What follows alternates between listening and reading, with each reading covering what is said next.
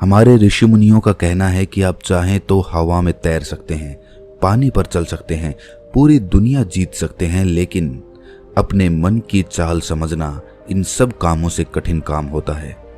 आपने कभी ख्याल किया होगा कि आप जो काम करना चाहते हैं आपका मन उससे उल्टा काम करता है।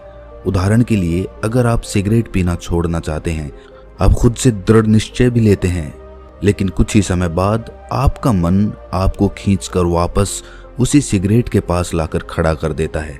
और ये बात सिर्फ सिगरेट पर लागू नहीं होती।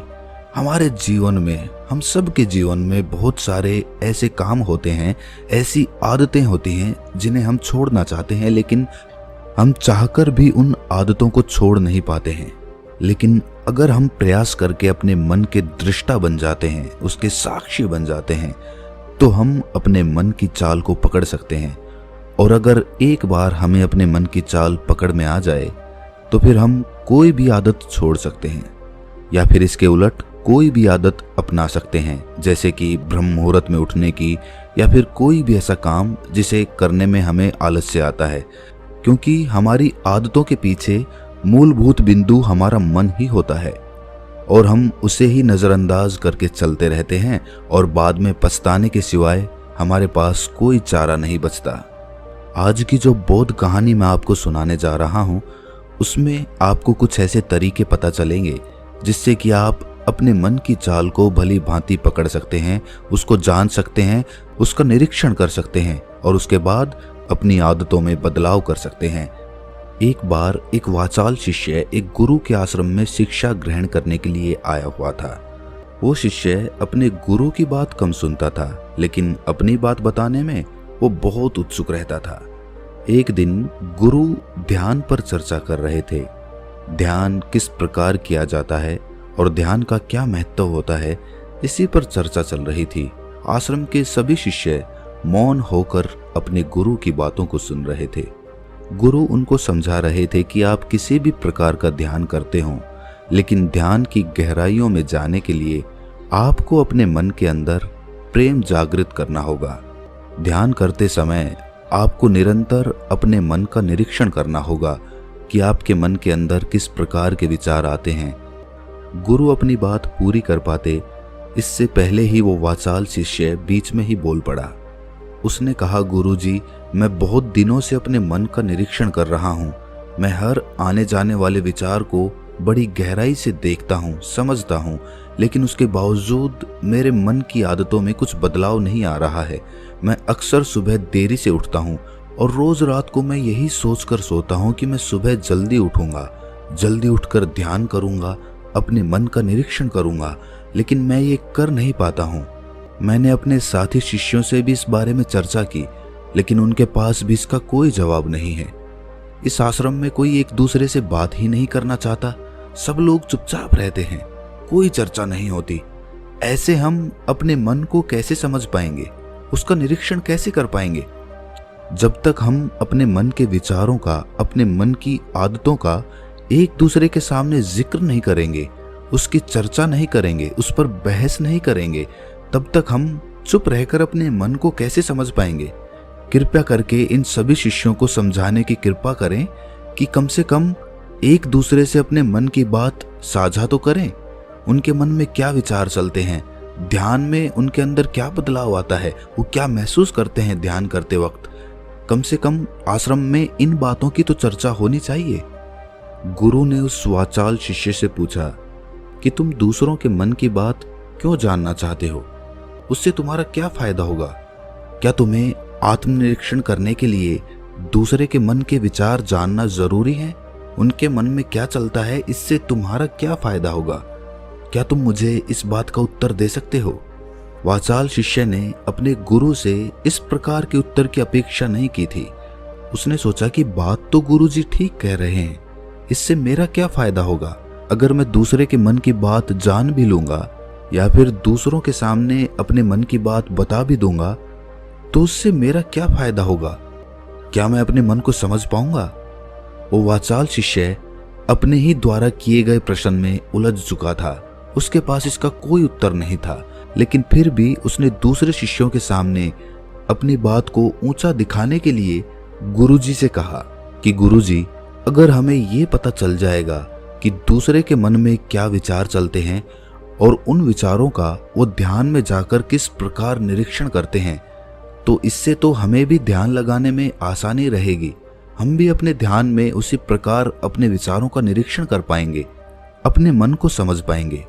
क्या आपको नहीं लगता कि गहरा ध्यान लगाने के लिए किन बातों का ध्यान रखा जाए, किस प्रकार अपने मन का निरीक्षण किया जाए, इस बात की चर्चा करने से दूसरे शिष्यों का भी भला हो सकता है। गुरुजी ने उससे पूछा कि मान लो कोई शिष्य गहरा ध्यान लगा पाता है और अगर वो तुम्हें अपनी मनोदशा बता भी दे कि किस प्रकार वो अपने मन का निरीक्षण करता है, अपने विचारों का निरीक्षण करता है, तो तुम्हें क्या लगता है कि ये जानकर तुम भी गहरे ध्यान में उतर पाओगे? अगर तुम ऐसा सोच रहे हो तो मैं तुम्हें एक बात बता दूं कि तुम अपने ही मन के बनाए हुए जाल में खुद फंस जाओगे। अगर तुम्हें कोई ऐसी प्रक्रिया पता चल गई कि गहरे ध्यान में किस प्रकार प्रवेश किया जाता है, तो तुम्हारा मन उसी प्रक्रिया का अनुसरण करने की कोशिश करेगा। तुम वर्तमान में उपस्थित होकर अपनी मनोदशा नहीं समझ पाओगे, बल्कि तुम्हारा मन तो उस प्रक्रिया के विचारों में उलझा रहेगा। तुमने अपने मन को एक काम दे दिया करने के लिए और तुम्हारा मन उसी काम को करता रहेगा। तुम भी उस काम में सम्मिलित हो जाओगे, तो तुम अपने मन का निरीक्षण किस प्रकार कर पाओगे? क्योंकि तुम तो खुद अपने मन के साथ सम्मिलित हो गए, तुम तो खुद अपने मन के साथ एक हो गए। गुरुजी ने बताया कि तुम अपने मन को तभी समझ सकते हो जब तुम अपने मन से अलग हटकर अपने मन को देख पाओ, अपने मन की चाल को दूर से खड़े होकर समझ पाओ। जिस भी विषय को या जिस भी चीज को तुम्हें समझना हो, तुम्हें उसे अलग होकर देखना होगा। अगर तुम उसके साथ एक हो गए तो तुम उसको कभी नहीं समझ पाओगे, तुम उसके साथ सम्मिलित हो जाओगे। जिस प्रकार तुम अपने विचारों को समझने की कोशिश करते हो, लेकिन विचारों को समझते समझते तुम अपने ही विचारों में खो जाते हो, कभी अनुभव किया है तुमने? शिष्य ने हाँ में सर हिलाते हुए कहा कि गुरुजी, जब भी मैं अपने विचारों का निरीक्षण करने लगता हूँ तो ऐसा ही होता है, मैं अपने ही विचारों में खो जाता हूँ। कुछ समय बाद मुझे ध्यान में आता है कि मैं अपने विचारों का निरीक्षण कर रहा था, तो उसके बाद मैं फिर से अपने विचारों का दृष्टा बन जाता हूँ, उनका साक्षी बनने की कोशिश करने लगता हूँ। लेकिन कुछ समय बाद मैं फिर से अपने विचारों के साथ एक हो जाता हूँ।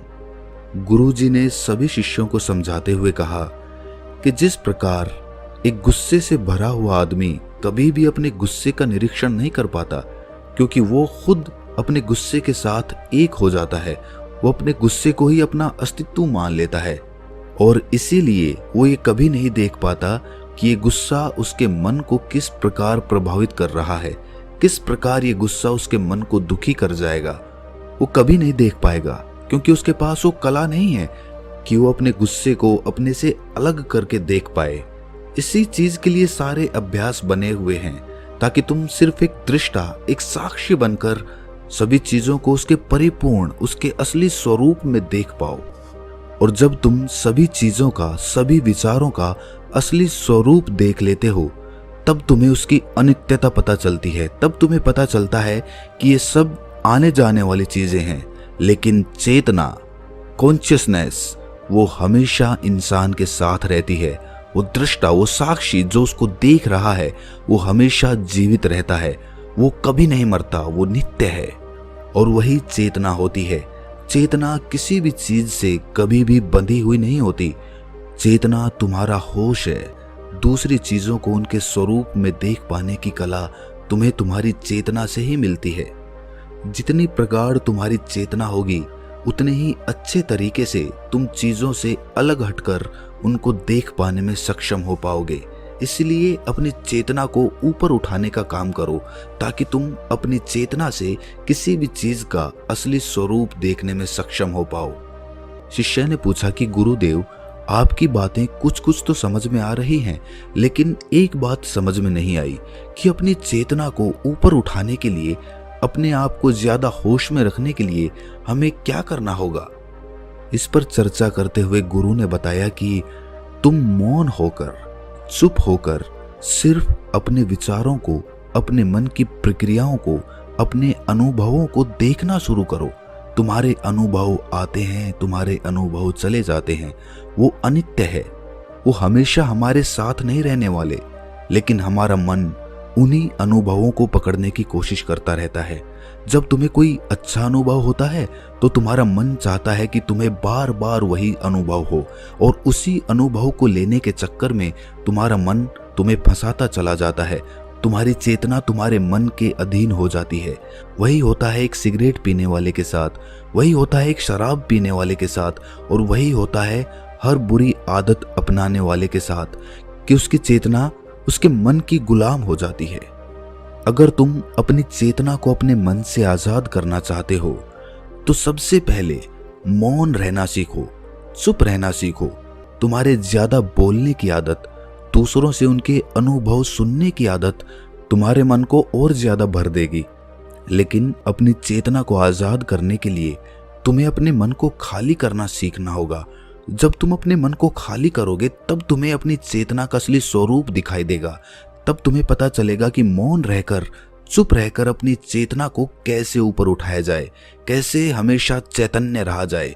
चैतन्य रहना ही हमारा असली स्वरूप होता है, लेकिन हम उसे भूल चुके हैं अपने मन के अधीन होकर। इसीलिए अपनी चेतना को अपने मन से छुटकारा दिलाना होगा। इसके लिए तुम चुप रहकर अपने मन के विचारों को देखना शुरू करो, उसके अनुभवों को महसूस करना शुरू करो। जब तुम अपने मन के साक्षी हो जाते हो, अपने मन के दृष्टा हो जाते हो, उसे देखने वाले हो जाते हो, तब तुम्हें पता चलता है कि तुम्हारे मन में एक विचार जाता है तो दूसरा आ जाता है, दूसरा जाता है तो तीसरा आ जाता है। और इस प्रकार जिस तरह सड़क पर भीड़ चल रही होती है, लोगों का हुजूम चल रहा होता है, एक आदमी जाता है तो दूसरा आता है, दूसरा जाता है तो तीसरा आता है, उसी प्रकार हमारे मन की भूमि में अनेकों अनेक विचार आते और जाते रहते हैं। लेकिन धीरे धीरे हम उनसे जुड़ते नहीं हैं, उनके साथ बहने नहीं लग जाते, उनके साथ खो नहीं जाते, बल्कि उनको साक्षी होकर बस देखते रहते हैं। और देखते देखते धीरे धीरे वो सभी विचार विलीन होने लगते हैं, और उसके बाद हमारे मन की भूमि पूरी तरह से खाली हो जाती है। और अब हमें पहली बार अपने चैतन्य होने का पता चलता है। हमें पता चलता है कि हमारी चेतना ही हमारा असली आनंद है, वही हमारा स्वरूप है।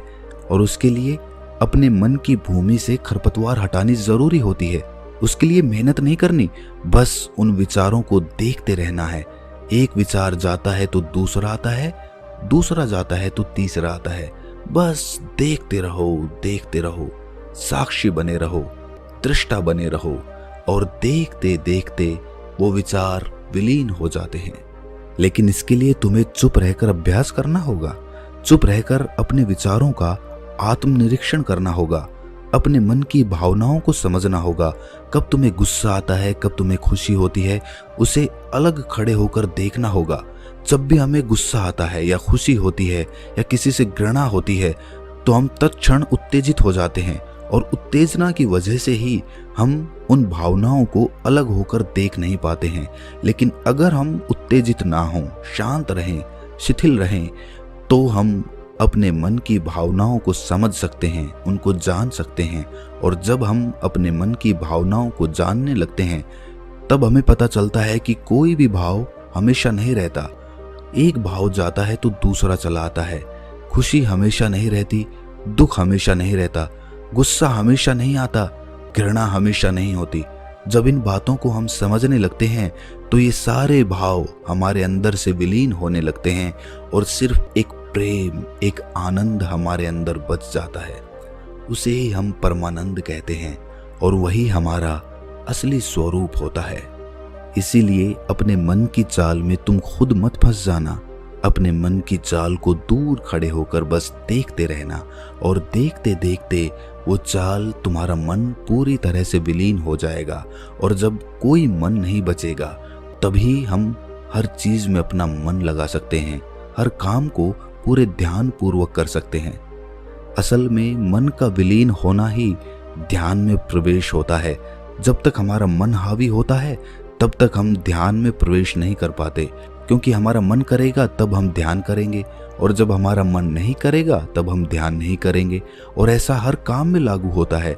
लेकिन एक बार अगर हमारा मन विलीन हो जाता है तो हम हर काम में ध्यान लगा सकते हैं और ध्यान ही हमारा असली स्वरूप बन जाता है, वही चेतना बन जाती है। इस ज्ञान भरी चर्चा को सुनकर सभी शिष्य प्रसन्न हो गए, लेकिन गुरु ने उन्हें चेतावनी देते हुए कहा कि तुम प्रसन्न हो रहे हो, ये भी तुम्हारे मन की एक भावना है। तुम्हें ये बातें सुनने में मजा आ रहा है, इसीलिए तुम प्रसन्न हो रहे हो, लेकिन ये बातें हमेशा कोई तुम्हें नहीं सुनाएगा और इसी वजह से तुम्हारा मन हमेशा प्रसन्न नहीं रह पाएगा। अगर तुम्हें असली आनंद की खोज करनी है, ऐसी प्रसन्नता हासिल करनी है जो कभी विलीन ना हो, तो तुम शांत होकर, मौन होकर, भावना रहित होकर अपने विचारों और अपनी भावनाओं को देखना शुरू करो। उसके बाद तुम्हें खुद ही महसूस होगा कि चेतना जो होती है वो शाश्वत होती है, वो कभी नहीं मरती और बाकी सभी चीजें अनित्य हैं, वो खत्म हो जाएंगी, वो मर जाएंगी, वो पीछे छूट जाएंगी। कोई भी चीज इस संसार में शाश्वत नहीं होती सिवाय हमारी चेतना के। जब हमारे प्राण छूटते हैं तो हमारे शरीर से सबसे पहले हमारी चेतना ही निकलती है, इसीलिए चेतना कभी नहीं मरती। गुरु ने सभी को निर्देश देते हुए कहा कि आज हम मौन रहकर अपने मन के विचारों और उसकी भावनाओं पर ध्यान लगाएंगे, उसके साथ सम्मिलित नहीं होंगे, बस उसे दूर से खड़े होकर देखते रहेंगे। थोड़ा कठिन है, लेकिन अभ्यास करने से तुम इसमें पारंगत हो जाओगे। और इसके बाद गुरु ने सभी को ध्यान लगाने का संकेत किया। तो दोस्तों, कैसी लगी ये कहानी आपको कमेंट सेक्शन में ज़रूर बताना, और अच्छी लगी हो तो इस चैनल को सब्सक्राइब करके नोटिफिकेशन बेल को ज़रूर प्रेस कर देना। तो मिलते हैं किसी अगली कहानी में, तब तक के लिए अपना ख्याल